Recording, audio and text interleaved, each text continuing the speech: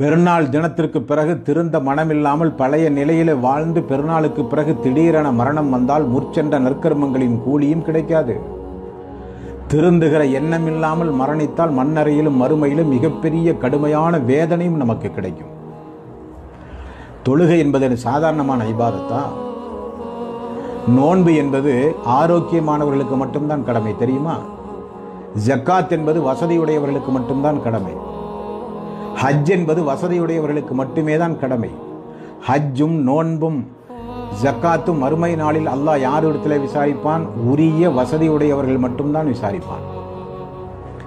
தொழுகையை பொறுத்தவரையில் எல்லோரிடத்திலும் அல்லாஹ் விசாரிப்பான். வசதி உள்ளவர்கள், வசதி இல்லாதவர்கள், ஆரோக்கியமானவர்கள், நோய்வாய்ப்பட்டவர்கள், முதுமை, இளமை, ஏன் உங்களால் நிற்க முடியாவிட்டால் கூட நீங்கள் அமர்ந்து தொழ வேண்டும் என்று அல்லாஹ் கேட்பான்.